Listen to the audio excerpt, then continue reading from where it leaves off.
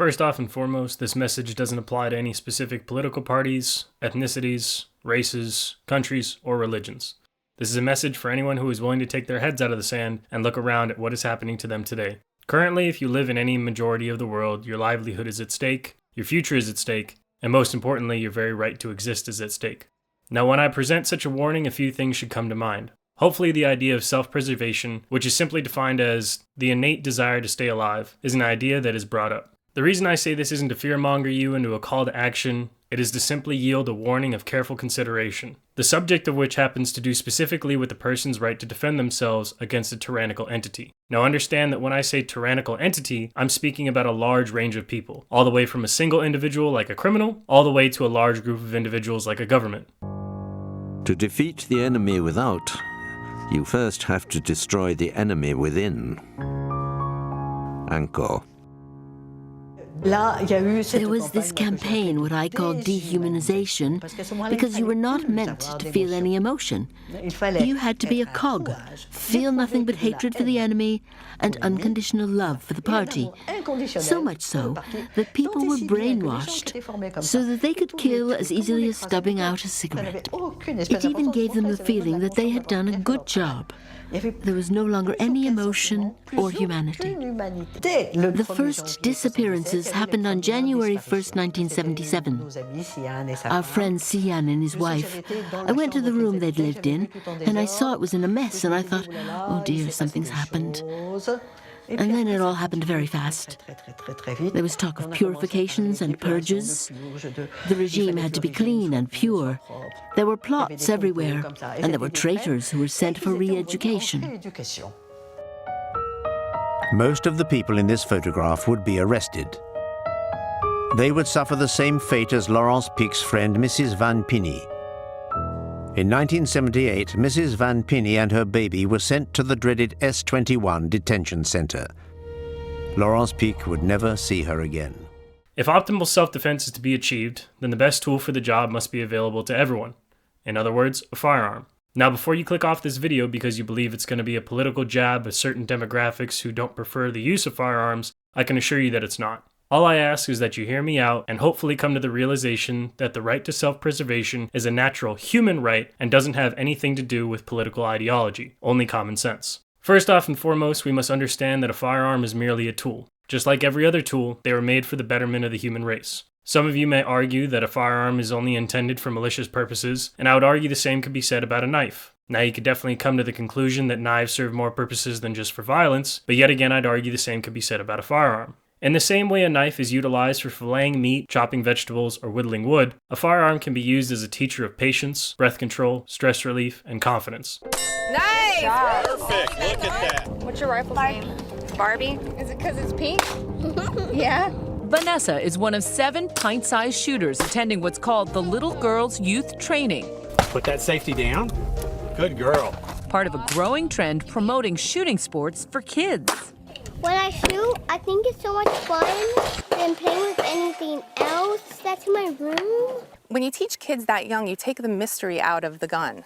They know to respect it if you teach them to respect it. Okay, it's all safe. Nikki Jones leads the Austin Sure Shots, a women's-only shooting club that runs the kids' training course. But should children this young really be trusted with potentially lethal force? So what we always start with are the 4 basics of firearm safety. Nikki begins with the fundamentals. Rule number 1, treat every firearm like it's loaded. Golden rules of shooting that the girls who range in age from 6 to 11 seem to have down cold. Don't point your gun at anything that you're not going to kill or destroy. What made you think, okay, she's 6, she's ready to try this? She has seen the weapons in our gun safe, and she was asking questions. That, for us, was an important time to utilize that to educate her. The star of the event is 9-year-old Gia Rocco, who shoots like a regular Annie Oakley. The next day, she and her dad invite us over. Well, this is where we clean the guns. That's the art table. The art table next to the gun table, nice. Gia still loves her Legos and her pet spider. I don't like, princesses and stuff. I'm not a princess. But hold the tiaras. Half of Gia's rifles. How many do you have in there? These are clearly her prized possessions. Wow, that's like an arsenal. This one right here is my favorite. That's my 8-shooter. What do you call this one? Your love gun. My love gun. It's got hearts all over it. Yes, it does. All of my rifles and pistols. There's a lot of people looking at this will scratch their heads and say, why does a 9-year-old girl need all these guns and rifles? Well, they all have different uses. I mean, like some competitions, practice, ski. These boys and girls in Florida are trained to never touch a gun without an adult. They even memorize the NRA's popular Eddie Eagle safety video. Now stop! Don't touch! But when left unsupervised with real unloaded weapons hidden in plain sight, nearly half of the boys act on impulse. 8 out of 23 of the girls do too. Oh my gosh, why are there bazookas? Instead of calling for an adult, they play with the weapons, sometimes mistaking them for toys. They're not real. Back on the range, safety is always a top priority for the Sure Shots. I have to say, all of you were very safe. Youth Training Day ends with diplomas. As someone who enjoys cooking and firearms training, I see them both as equal parts dangerous as well as useful. In all honesty, the same respect you need to render when utilizing a knife is no different than a firearm. Both are dangerous and can be used for violence in the wrong hands, but in the correct hands can be utilized properly for self-preservation. The firearm just so happens to be a better tool for combating against violence, just like how a knife is a better tool for preparing dinner. However, both are equally useful. For as long as life has existed, the nature of violence has been forever constant. From ants warring with other colonies over resources, to trees choking out one another to gain more sunlight, the capacity for violence resides in all living things and can never be avoided. Therefore, if we understand this simple fact, then hopefully we can all come to the rightful conclusion that if violence can never be avoided, then something must be done to defend against such violence. At this point, certain people will provide a solution and say, in order to solve this problem, we should rely on a force to defend ourselves, like an army or a police force. Now, I would agree that this isn't a bad solution and is oftentimes necessary to help live in a peaceful society. However, this protective force is still human and is not above faults of their own, such as corruption, brutality, and overall tyranny.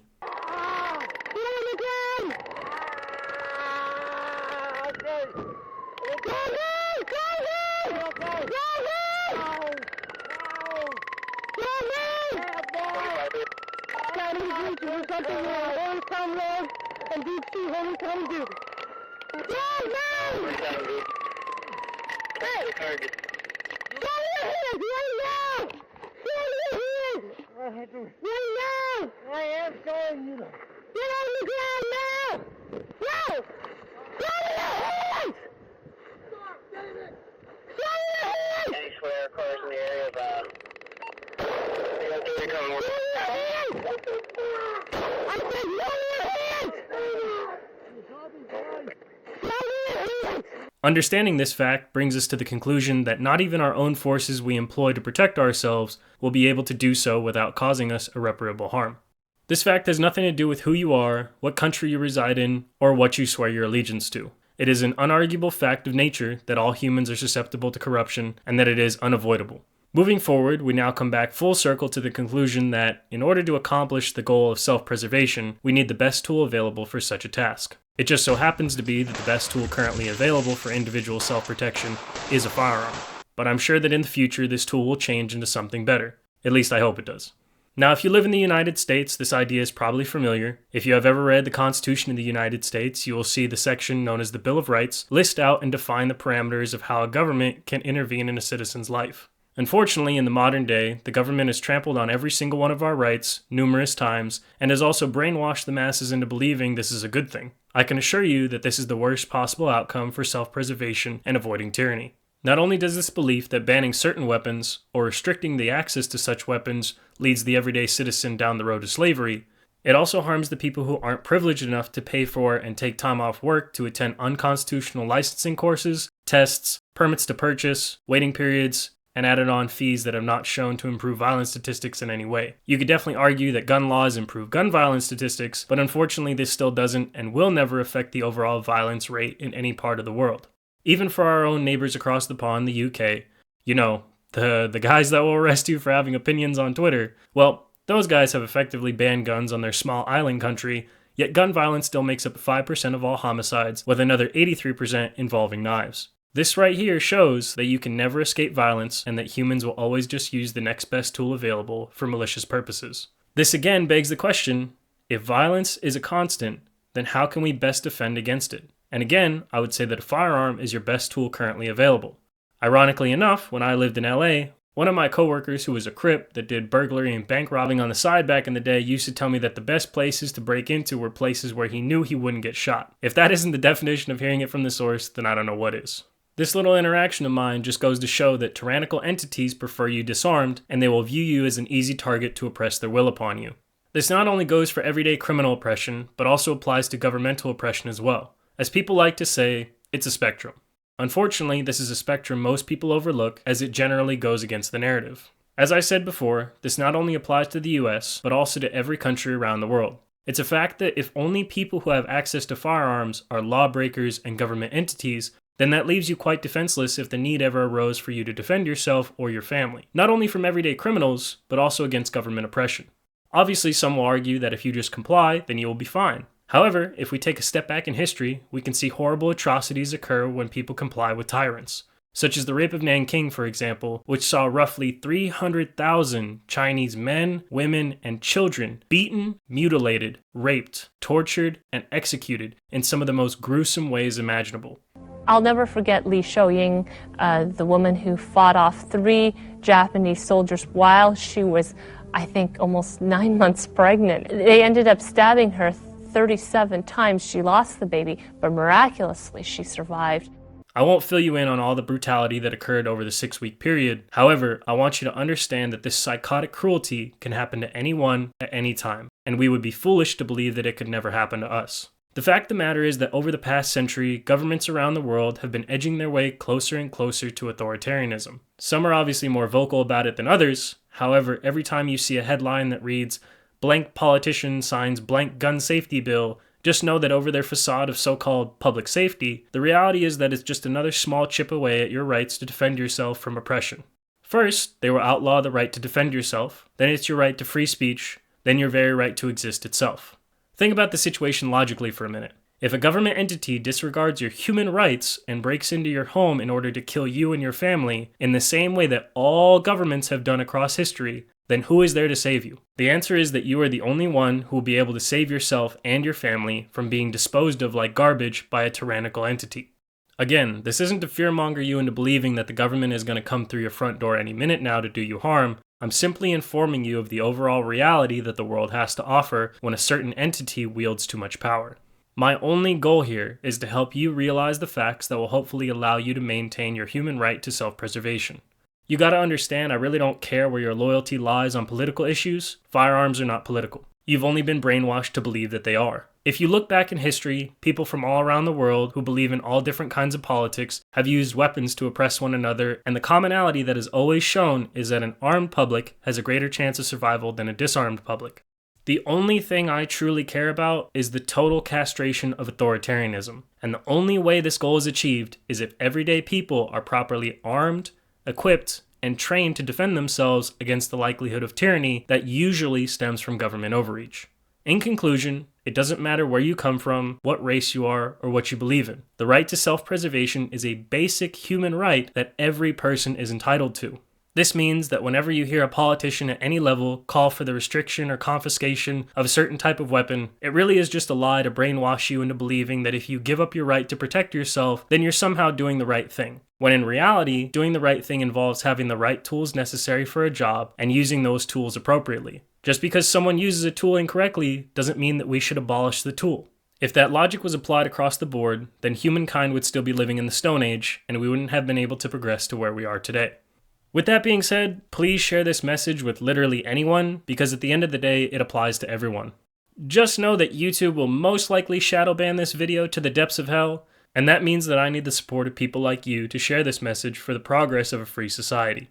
Because I'm not sure about you, but the last thing I want is for anyone to be jailed over their opinion, like how it is in the UK and other authoritarian countries who have the facade of freedom where none actually exists. That starts with understanding why firearms, along with future weapons, are so important for people to have access to, and why everyone should train for the inevitability of tyranny at any level. With all that being said, I hope you enjoyed the video, and I'll see you in the next one. Peace!